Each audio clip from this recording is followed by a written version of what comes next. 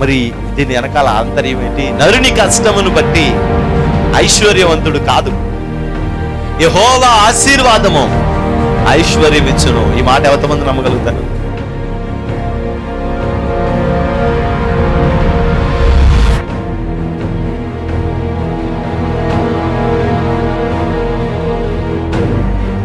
ఆ రక్షణను మనం చూడాలి, అనేక ఆత్మల రక్షణను మనం చూడాలి. దేవుని యొక్క మందిరంలో దేవుడు చేసే అద్భుత కార్యాలన్నిటినీ మన కన్నులారా మనం చూడాలి.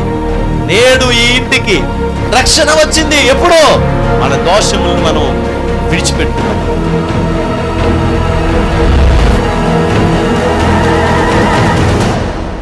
నీ పాపములు శారీరకంగా మరలా చేయకుండా సిద్ధపడి, నువ్వు ఇదిగో నా పాపాన్ని నేను వదిలిపెట్టేశాను, ఇదిగో నేను స్తుతిస్తున్నాను, నేను తప్పు చేశాను ప్రభా అని నువ్వు ఎప్పుడైతే వదిలేసి దేవుని దగ్గర ప్రార్థన చేయడం మొదలుపెడతావో, పరిశుద్ధాత్మ అగ్ని వచ్చి నిన్ను తాకి శుద్ధి చేసి ఈ పాపములో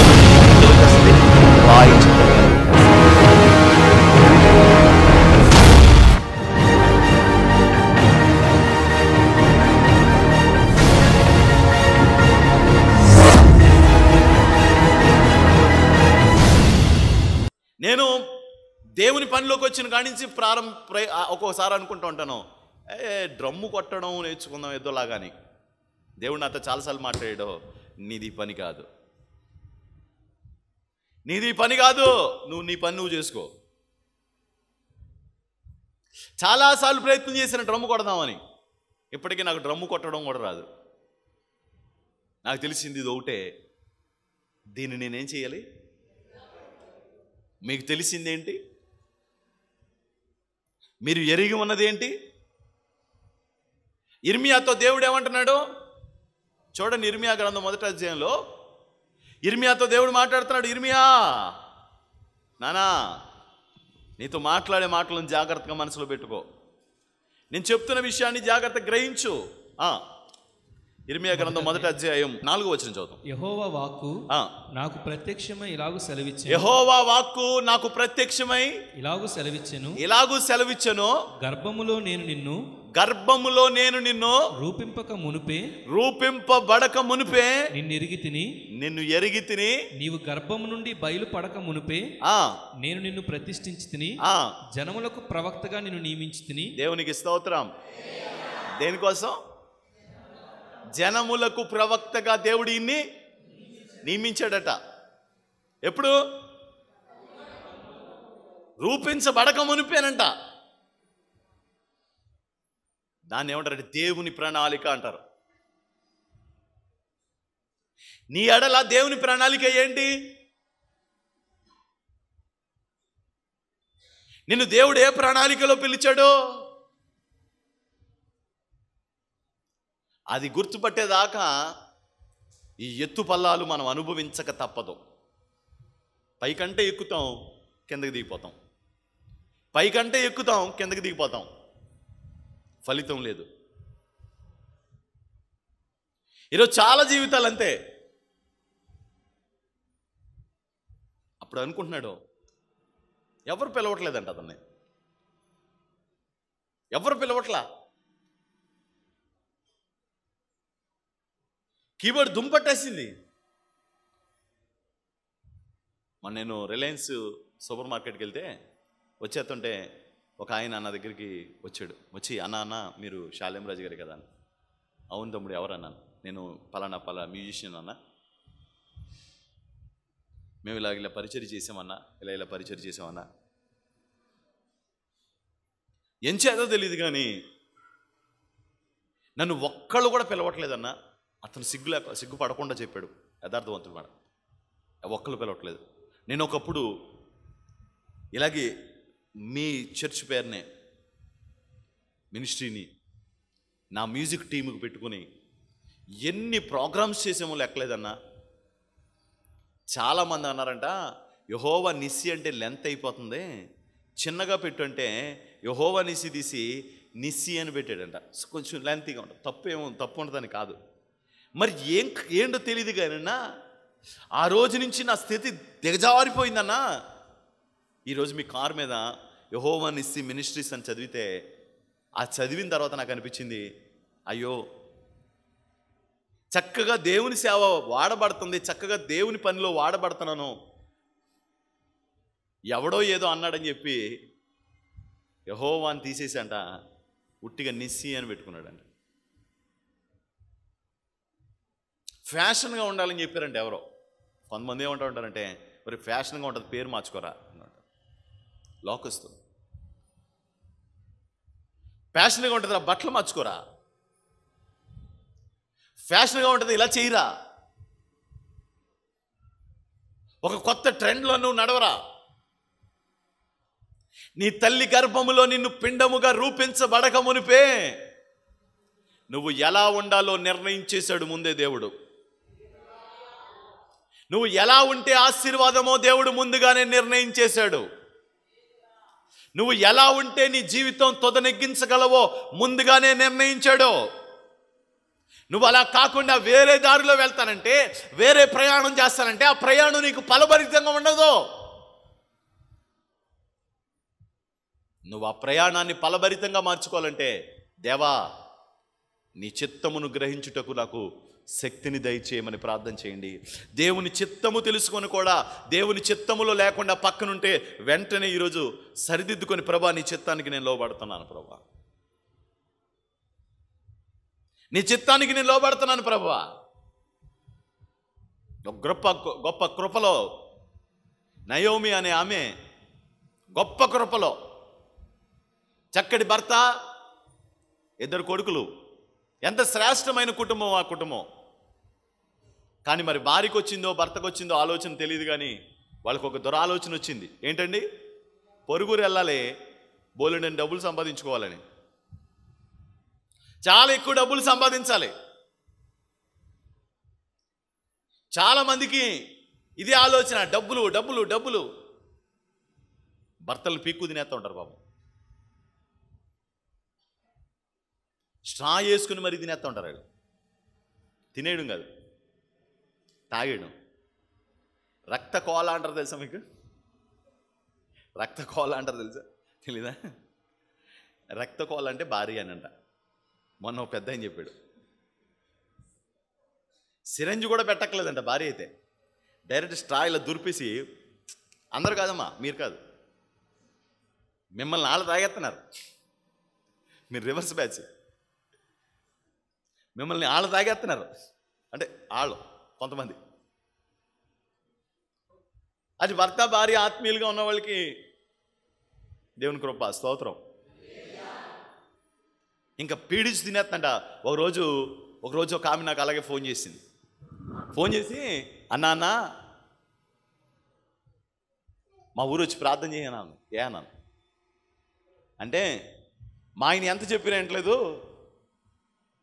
మా ఆయన ఎంత చెప్పినా ఏంటలేదు, కొత్త వ్యాపారం ఒకటి పెట్టిద్దాం, కొత్త పనులకు పంపిద్దామని చెప్పేసి అనుకుంటున్నాను. కొత్త పనులకు పంపిద్దాం అనుకుంటున్నామన్నా, మా ఆయన ఎంత చెప్పినా వెంటలేదు, ఒకసారి మీరు వచ్చి 4 మాటలు చెప్పండి అయ్యా అంది. ఏ వ్యాపారం, ఏ దేనికి పంపిద్దాం అనుకుంటున్నాం మనం? అది పొలాలు కొట్టేవాడు మాట, కర్రలు ఎడుతుంటుంది కదా, ఆ కర్రలు ఎడుతూ పొలాలు కొట్టేవాడు. రోజుకి 300 400 ఇచ్చేవారు. అప్పుడు మాట, ఒక 20 సంవత్సరాల క్రితం మాట చెప్తాను మీకు. అతను దేవుడిని నమ్ముకుని మారు మనసు పొంది రక్షణ పొంది బాప్తిసం తీసుకొని దేవుని సన్నిధిలో బలంగా కొనసాగుతున్నాడు. రక్తకోళ తగిలింది ఆయనకి పాపం. ఏం చేస్తాం? మీరు తెలియని రక్తకోళాలు ఉన్నారు, కానీ ఇప్పుడు మారారు. లేరని మనం పాప మాటలు అనుకోకూడదు, కానీ ఉన్నారంటారా లేరంటారా? రక్త పింజిరి అంటారండి. అండి, రక్త పింజిరి, రక్త కోలా ఒకటి ఉంటుంది, అది తెలుసు. ఈ మధ్య తెలిసింది రక్త పింజిరి అంట. అది మన చర్చిలో ఒకరికి దొరికిందిలేండి, ఎవరైనా నరకండి. రక్త పింజిరి, ఆ రక్తం అంతా తాగేస్తుంది. మొన్న వచ్చాడు, పనికి వెళ్ళలేదని కొట్టిందంట. మరి కొట్టదండి, అది రక్త పింజిరి. రక్త కోల అయితే తాగేద్దు, కానీ అది రక్త కోల కాదు, రక్త పింజిరిది. పనికి వెళ్ళదని చితకొడేస్తుందట. వచ్చాడు, ఏం చేస్తాం, మన కర్మకు అలా కాలింది. ఇల్లు అయితే పడగొట్టేసి మళ్ళీ కట్టుకోవచ్చు, కానీ ఇల్లు పేరు చెప్పిన పెళ్ళని చూసారా, అది మాత్రం పడగొట్టి మళ్ళీ కట్టుకోవడం లేదు. అయితే వాళ్ళని మార్చుకోవడం, లేకపోతే మనమే వాళ్ళు ఎలా చెప్తే అలా విని వాళ్ళ బాటలోకి వెళ్ళిపోవడమే తప్ప ఈ రక్త పింజరిని అయితే ఎవరో మార్చలేరు. రక్త కోలానైనా మార్చచ్చు, కానీ రక్త పింజరిని మాత్రం రక్త పింజరి కొట్టేద్దంట. సచ్చినోడా వెళ్ళి పనిలోకి వెళ్ళి దరిద్రుడా. సరే మొత్తానికి రక్త పింజరి వచ్చింది. ఈవిడ ఏ టైపో నాకు తెలియదు, కానీ మొత్తానికి అంటదే ఏమండే ప్రార్థన చేయండి అయ్యా అన్నాను. ఇతడు ఇంతకుముందు భయంకరమైన తాగుబోతాడు. ఈ తాగుబోతాడు దేవుని నమ్ముకొని దేవుని విశ్వాసంలోకి వచ్చి బలపడి ఆ 400 ఎంతో జీతం ఇస్తే ఆ జీతం పట్టుకొచ్చి ఆ ఆవిడికి ఇచ్చేస్తే వేడివేడిగా అన్నం వండేసేది, కూర వండుకొని చొక్కరంగా వేడివేడి తినేసి ఏ రోజు ఆ రోజు కడిగేసేవారు గిన్నెలు. తర్వాత రోజుకి ఉండటానికి ఏమి ఉండేది కాదు, ఎందుకంటే ఆ 400-500 వచ్చేది. వచ్చినప్పుడు అవి పొలాల ఈగల్లో ఉంటే పట్టుకొచ్చేవాడు కొద్దిగా. ఇక ఎట్టి పరిస్థితులను ఒక సరైన సంపద లేదు వాళ్ళకి. ఆవిడ అడుగుతుంది, అయ్యా మీరు ప్రార్థన చేయండి అయ్యా, ఏదో మంచిది రావాలని. నేను ప్రార్థన చేస్తున్నాను. ఒకరోజు అంటది, మీరు ఒకసారి వచ్చి చెప్పండి అయ్యా అంది. ఏంటి నన్ను? సరే నేను వస్తానులేమ్మా, ఏ దొరికిందా షాపులో అన్నాను. ఎందులో దొరికిందన్నాను. అన్నా దొరికిందన్నా అన్న. ఎందులో దొరికిందమ్మా అన్నాను. బ్రాందీ కొట్లో దొరికిందట. బ్రాందీ కొట్లో దొరికిందా? చిచి, అతను మారు మనసు పొందాడు కదా, బ్రాందీ కొట్లు ఎందుకు పెడుతున్నావు అంటే, అన్నా ఇప్పుడు ఇంతకు ముందు ఉన్నట్టు లేడన్నా, బాగా మారిపోయాడన్నా అన్నాడు. మారాడని నాకు తెలుసు, నిజమే, నేను చూస్తున్నాను. ఎంత మారాడో చెప్పలేనన్నా. చెప్పలేను, నేను చెప్పగలను.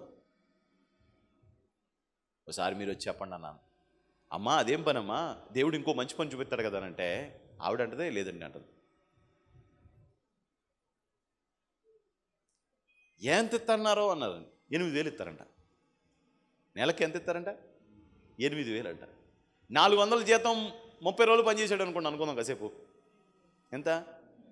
12,000. ఆదివారాలు తీస్తే కనీసం 10,000 వస్తాయి కదా. 8,000 జీతానికి వెళ్ళడం ఏంటి? ఆవిడంటదే జీతం అంటే 8,000 కానీ పైన వచ్చే డబ్బులు వద్దే ఉంటాయంటండి. ఒక్కొక్కళ్ళు తాగేసి మత్తులోని 100 ఇస్తారంట. ఒక్కొక్కళ్ళు పార్టీ పెట్టుకుంటే 200 ఇస్తారట. ఒక్కొక్కళ్ళు మరొకటి ఏదో పెట్టుకుంటే 500 ఇస్తారంట. అలా రోజుకి ఎంత తక్కువలో లెక్కేసుకున్న హీనంలో హీనం కనీసం 1,000-2,000 కూడా వస్తాయంటండి. నువ్వెన్నైనా చెప్పు, ఆ పని కరెక్ట్ కాదు. నువ్వెన్నైనా చెప్పు, ఆ పని కరెక్ట్ కాదు, దయచేసి మానేసేయి అంటే, ఆవిడ సరేనండి అయ్యగారు. అయితే వాళ్ళు చర్చికి వెళ్ళారంట. వెళ్తే ఆయన అన్నాడంట, పేడ పురుగు పేడలో ఉంటుంది కానీ పేడ అంటుకుంటుందా? నువ్వేనా పేడ పురుగువా? పేడ పురుగు పేడలోనే ఉంటుంది, పేడ అంటుకుంటుందా అన్నా? అంటుకుంటుందా? తామరాకు నీటిలోనే ఉంటుంది కానీ నీళ్ళు అంటుకుంటుందా? కొంతమంది అండి అర్థం పర్థం లేని లాజిక్లు చెప్తూ ఉంటారు. అర్థం ఉండదు. ఏమండి, పరిశుద్ధాత్మ అంట వచ్చేసిందంట, ఊపిపోయారంట, అదంట ఇదంట, నేను ఒకసారి తేలుతాను అంటాడండి. ఎందుకంటే వాడికి నమ్మశక్యంగా కొన్ని విషయాలు కనపట్లేదు. ఏమండి, నేను ఒక మాట అడుగుతాను చెప్పండి. ఈరోజు బాగా చదువుకున్న ఒక అతని దగ్గరికి వెళ్ళి, ఏమండి సముద్రం పాయలైపోయిందండి మా బైబిల్లో అని చెప్పామనుకోండి, క్రైస్తవేతరని అడిగామనుకోండి, ఏమంటాడు? ఒప్పుకుంటాడా? సముద్రం పాయలైపోయిందంటండి ఆ కాలంలో ఇలా జరిగిందంటే అదంతా భ్రమండి. సముద్రం పాయలైపోవడం ఎప్పుడు? సముద్రం బైబిల్లో పాయలైందని నమ్ముతున్నారా? మరి దేవుని కార్యాలు ఎందుకు నమ్మరో? పరిశుద్ధాత్మ శక్తిని ఎందుకు నమ్మరో? పరిశుద్ధాత్మ వరాలను ఎందుకు నమ్మరో? ఆత్మ చేసే కార్యాలను ఎందుకు నమ్మరో? అప్పుడు ఇప్పుడు ఎప్పుడు ఆయన ఒకే రీతిగా ఉన్నాడు. అబద్ధాలు చేసేవాళ్ళు ఉన్నారు, నేను కాదని అంటలా, కానీ నిజం అనేది మాత్రం ఉందే నేను అంటున్నాను. దేవునికి స్తోత్రం. హల్లెలూయా, హల్లెలూయా, హల్లెలూయా. ఆయన చెప్తున్న లాజిక్లు ఏంటంటే, పేడ లోపల పురుగు ఉంటుంది కానీ పేడ అంటించుకుంటుందా? ఈడేదో వాసన చూసినట్టు పేడ పురుగుని. తామరాకు నీళ్ళల్లో ఉంటుంది, కానీ అది అంటించుకుంటుందా? అలాగే మనం లోకంలో ఉండాలి, కానీ లోకం మాత్రం మనలో ఉండకూడదని పెద్ద ప్రసంగం చేశాడంట. మనం ఎక్కడ ఉండాలి ఏమండి? మరి అలాగైతే లోతు సొదొమోకి వెళ్ళిన తర్వాత పాడైపోయాడా, అబ్రహాము దగ్గర ఉన్న తర్వాత పాడైపోయాడా? నువ్వు లోకంలోనే ఉండాలి, లోకం నీలోకి రాకూడదంటే మరి లోతుకి అప్లై అవ్వదా వాక్యం? ఏమండి? ఎవడు వెళ్ళినా లోకంలోకి నాశనం అయిపోతాడు. షాలేము రాజుని తీసుకెళ్ళి లోకంలో పాడేసినా, షాలేము రాజు ఉండవలసిన విధానంలో ఉండకపోతే, జాగ్రత్త తీసుకోవాల్సిన విషయాలు జాగ్రత్త తీసుకోకపోతే షాలేము రాజు కూడా నాశనం అవుతాడు, మీలో ఉన్న వాళ్ళు కూడా నాశనం అవుతారు. అందుకే ఏమన్నాడంటే, సాతాను సింహాసనం వేసుకున్న స్థలంలో నువ్వు కాపురం ఉన్నావని నేను ఎరుగుతున్నాను. ఇవిడికి ఇలాంటి ఆలోచన వచ్చి ఈ పాస్టర్ గారు ఏం చెప్పారంట, తామరాకు నీటిలో ఉండాలి, కానీ నీటిలోకి ఆ తామరాకులోకి నీళ్లు అంటుకోకూడదు. పేడ పురుగు పేడలోనే ఉండాలి, కానీ పేడ అంటించుకోకూడదు. పడవ నీళ్లలో ఉండాలి, కానీ నీళ్లు మాత్రం పడవలో ఉండకూడదు. ఇలాంటి ప్రసంగం అంత గట్టిగా చేసాడంట. ఎందుకంటే నేను చేసిన దానికి ఆపోజిట్ చేయాలి. మీరు ఎవరైనా చూడండి, నాకు ఇష్టం లేని వాళ్ళు ఎవరైనా ఉన్నారనుకోండి, వాళ్ళు నన్ను ఎదుర్కోవడానికి వాళ్ళు తీసుకున్న ఆయుధం ఏంటి చేస్తే నాకు ఆపోజిట్గా వాక్యం చెప్పాలి. పని అవదు. నేనేం చెప్తానో దానికి ఆపోజిట్గా చెప్పాలి. నేనేం చెప్తున్నానో అది కాదని చెప్పాలి. నేను చెప్పింది కాదు అని చెప్పాలంటే బైబిల్ని దాటేయాలి, బైబిల్ని దాటేసి మాట్లాడాలి. ఇప్పుడు అలాగే చెప్తాడు, ఆడు కూడా అలాగే చెప్పాడు, అతను కూడా అలాగే చెప్పాడు. చెప్పిన తర్వాత ఇతను వెళ్ళాడంట. వెళ్ళిన తర్వాత అందులో పని చేసుకుంటా ఉన్నాడంట. ఓ 4 రోజులు గడిచింది. 4 రోజులు గడిచిన తర్వాత ఇతను రోజు తీసుకొచ్చి 1000 రూపాయలు, 1500, 1000 రూపాయలు, 700 తీసుకొచ్చి రోజు ఇచ్చేస్తున్నాడు. ఇప్పుడు ఫ్రిడ్జ్ ఒకటి కొంది. ఎందుకంటే ఇంతకుముందు అయితే నిల్వ ఉండేవి కాదు, ఇప్పుడు నిల్వ వేసుకోవడానికి బోళ్ళని ఉన్నాయి. చక్క మంచి మంచం కొంది, మంచి పరుపోటు కొంది, మంచి బీరువాటు కొంది. ఇదివరకు డబ్బులు పెట్టుకోవడానికి అవసరమే లేదు. ఈరోజు డబ్బులు పెట్టుకోవడానికి మంచి బీరువా ఉంది. మంచం ఉంది కానీ మంచం మీద పడుకోవడానికి మనశ్శాంతి లేదండి. బీరువా ఉంది కానీ బీరువాలో రూపాయి పెట్టుకోవడానికి అవకాశం లేదండి. ఏమండి? వాళ్ళ ఇంట్లో అన్ని వస్తువులు ఉన్నాయి, కానీ ఏ వస్తువుని బట్టి వాళ్ళకి సంతోషం లేదండి. ఎందుకో తెలుసండి? ఆ తర్వాత ఇదంతా జరిగిన తర్వాత కొన్ని రోజులు అయిన తర్వాత అతను ఏం చేశాడంటే, మెల్లగా అక్కడ తాగుతున్న వాళ్ళు కొద్ది వదిలేసి వెళ్ళిపోతుంటారట. ఒక్కోసారి అడిగి ఎక్కువైపోయి పెద్ద సీసా కొనుక్కుంటాడు, కరువుపోతాడు. పెద్ద సీసా కొనుక్కుంటాడు, ఆడు తాగి సావలేడు, ఆడు ఎంతో కొంత వదిలేసిపోతాడంట. ఆ వదిలేసిపోయిందంట ఒకే బ్రాండ్లో చూసుకుని ఈ బ్రాండ్ నీది, ఈ బ్రాండ్ నీది అని పంచుకొని తాగేస్తారంట. అలా పంచుకొని తాగుతున్నప్పుడు ఇతను కూడా, మనం ఏమైనా కొన్ని తాగుతున్నామా, కొంచెం తాగాలి. నాగేశ్వరరావు గారు తాగారు, రామారావు గారు తాగారు, లేకపోతే కృష్ణ గారు తాగారు అని చెప్పు దెబ్బల మాటలో, చేతకాని దద్దమ్మ మాటలో మాట్లాడొద్దు. వాళ్ళు తాగుతారు, వాళ్ళకు ఒళ్ళు కొవ్వెక్కింది అనుకుందాం కాసేపు. ఏమండి? వాళ్ళకు ఒళ్ళు కొవ్వెక్కింది, నువ్వు తాగమని ఉన్నదా? ఏమండి? సివిలిస్త ఆ విషం తాగింది, నువ్వు తాగుతావా? సివిలిస్త తాగింది, విషం తాగింది, నువ్వు తాగుతావా? ఉదయ కిరణ్ విషం తీసుకున్నాడా, పీకూరు వేసుకున్నాడా? నువ్వు వేసుకుంటావు ఊరి? మన ఎవరో అన్నారు, నాగేశ్వరరావు గారు కూడా కొంచెం తాగుతారని నీకు తెలుసా అన్నాడు. ఉదయకరణ ఊరేసుకున్నాడు నీకు తెలుసా అన్నాను. అంటే అన్నాడు, నాగేశ్వరరావు తాగుతారని చెప్పేసి నువ్వు తాగినప్పుడు ఉదయకరణ ఊరేసుకున్నాడు, మరి నువ్వు కూడా ఏం చేయాలి? ప్యాన్కి ఊరేసేసుకోవాలి. చేయం కదండి. అందుకని తెలియని దిక్కుమాల లాజిక్లు చెప్పకూడదు, దిక్కుమాల ఆలోచనలు అనకూడదు. పలానా వాళ్ళంట ఇంత తాగుతారంట, ఇంత భోంచేస్తారంట, ఇలాంటి పనికిమాలిన చెత్త కౌర్లు, చెత్త ఆలోచనలు అనకూడదు. ఏదో మాటలన్నీ మాట్లాడుకుంటుంటారు. ఒకటంట బండి ఇప్పేసి మళ్ళీ బిగించేస్తాడంట. సిగరెట్ కనుక కాల్చబోతానంట బండి ఇప్పినట్టు వదిలేస్తాడంట. అది వినేటప్పుడు కుర్రోళ్ళకి ఏమనిపిస్తుంది అంటే, సిగరెట్ కాలిస్తే అంత దమ్ము వచ్చేద్దన్నమాట. ఇప్పిన బండి ఏంటిది, ఇప్పేసిన బండి సిగరెట్ కాలితే ట్రై చేయండి ఒకసారి ఎవడన్నా.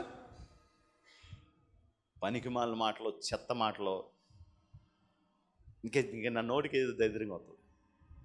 ఏం కదా?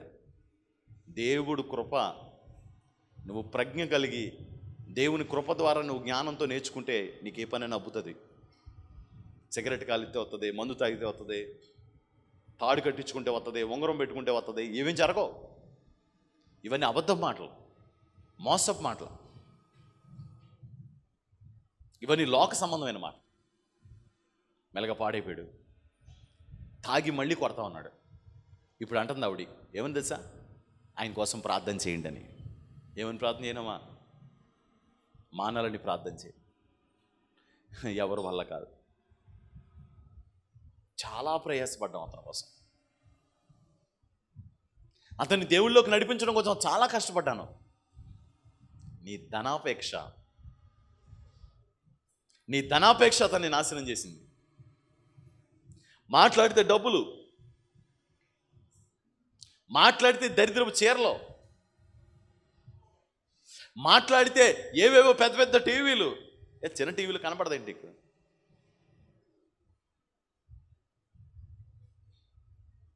పెద్ద పెద్ద ఏయో పెద్ద ఆలోచనలు.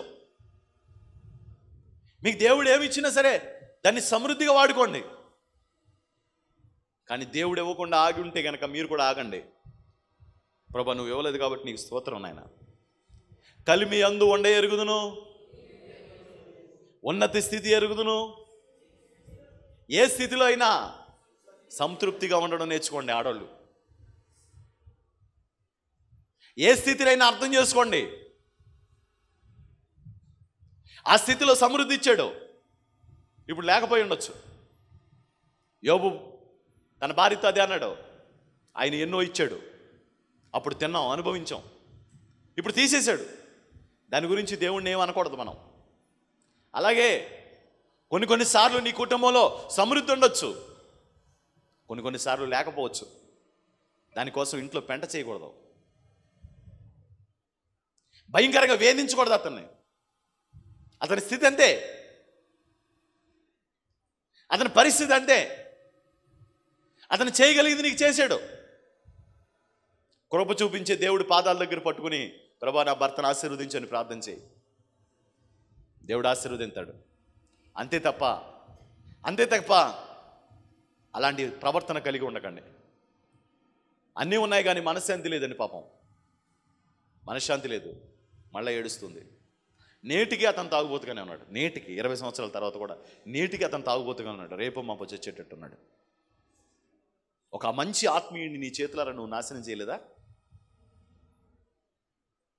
నయోమి అండి శుభ్రంగా ఉన్న ఊళ్ళోకి తీసుకెళ్ళి మోయాబు దేశంలో పెట్టించిందండి కాపురం. అక్కడ ఏయో చేశారండి వీళ్ళు. అన్యుల అమ్మాయిని ఇచ్చి పెళ్లి చేసిందండి. భర్త, 2 కొడుకులు చచ్చిపోయారండి. భర్త చచ్చిపోయాడు, 2 కొడుకులు చచ్చిపోయారండి. చచ్చిపోయిన తర్వాత అప్పుడు ఏడుస్తుందండి, నేను ఇక్కడ ఉండకూడదు, నేను అక్కడికే వెళ్ళి దేవుడి పాదాలు పట్టుకుని అప్పుడు ఏడుస్తుంది. ఉపయోగం ఏముందండి? చచ్చిపోయిన భర్త వస్తాడా? చచ్చిపోయిన 2 పిల్లలు వస్తారా? పాడైపోయిన జీవితం మళ్ళీ బాగు చేయబడుతుందా? లేదండి.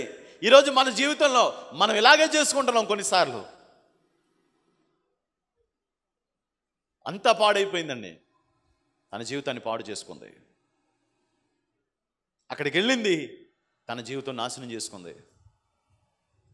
తన జీవితాన్ని పూర్తిగా పాడు చేసుకుంది నయోమి. ఈరోజు ఇలాంటి స్థితి కలిగిన వాళ్ళు చాలామంది ఉన్నారు. ఎందుకంటే వాళ్ళకి గ్రహింపు లేదు. ఈరోజు మనం కూడా ఆలోచించాలి.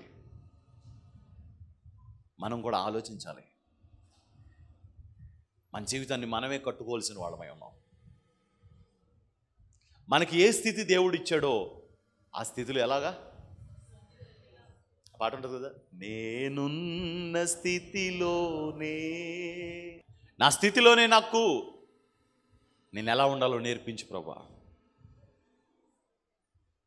నీ చిత్తం నా ఎడలు ఏముందో నాకు తెలీదు. నేను ఇలా ఉండడం నీ చిత్తం అనుకో. ఆ నీ చిత్తాన్ని గ్రహించుకునే శక్తి నాకు అనుగ్రహించబడును గాక.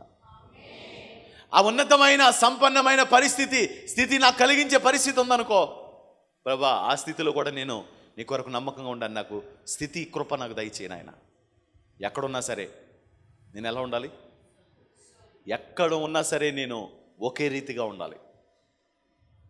నన్ను దేవుడు హెచ్చించిన రోజున నేను అలాగే ఉండాలి. నాకు ఏమీ లేనప్పుడు కూడా నేను అలాగే ఉండే కృప నాకు దయచేయండి ప్రభా. అలాంటి కనికరంతో, అలాంటి కాపుదలతో నన్ను భద్రపరచండి ప్రభా అనే సిద్ధపాటు ఒక క్రైస్తవుడిగా మనందరికీ రావాలి. దేవునికి స్తోత్రం. రాబోయే రోజులు ఇంకా భయంకరమైన రోజులు వస్తాయి, ఇంకా భయంకరమైన పరిస్థితులు వస్తాయి. దేవుని వాక్యం నెరవేరాలి అంటే కనుక భయంకరమైన రోజులు వచ్చి తీరాలి. భూకంపాలు వచ్చినాయి అనుకోండి, ఏమవుతుంది? కరువు వస్తుందా రాదా? భూకంపాలు వచ్చినాయి అనుకోండి, భయంకరమైన భూకంపాలు జరిగినాయి అనుకోండి, నష్టం జరిగింది అనుకోండి, యుద్ధాలు జరిగినాయి అనుకోండి, ఎలా ఉంటుంది పరిస్థితి? ఇప్పుడు కరువులు వచ్చి, భూకంపాలు వచ్చి, దేశం మీద దేశం కొట్టుకొని, ప్రభుత్వాల్ని పడదోసి, ప్రభుత్వాలను నిలబెట్టి, ఇవన్నీ భయంకరమైన విధ్వంసాలు జరుగుతున్నాయి అనుకోండి, దేశం కరువులోకి వస్తుందా? మనం కష్టాల పాలవుతామా? అవ్వండి, అవుతాం. ఇవన్నీ దేవుని వాక్యపు నెరవేర్పులు. మనం అన్నిటికీ సిద్ధపడాలి. నేను ఇలాగే ఉండాలి ప్రభా, నువ్వు నాకు అన్ని కంఫర్ట్గా ఇచ్చేయి ప్రభా, నేను ఎలా ఉంటే నాకు అలాగే ఇచ్చేయి ప్రభా అని సిద్ధపడు కాకుండా, ప్రభా నేను ప్రతి స్థితిని ఎదుర్కోగలిగే శక్తిని, బలాన్ని, అభిషేకాన్ని నాకు దయచేయండి ఆయన. నాకు కలిగి ఉన్నదాన్ని నేను పోగొట్టుకోకుండా నాకు సహాయం చేయండి యేసు ప్రభు. వాళ్ళతో ఉన్నంత వరకు అనంట సర్వ సమృద్ధి అంట. యేసు ప్రభు ఉంటే ఎలా ఉంటుందో తెలుసండి? సర్వ సమృద్ధి అనండి. యేసు ప్రభు ఉంటే ఏంటి? అసలు ఎంత సమృద్ధి చెప్పలేమంట.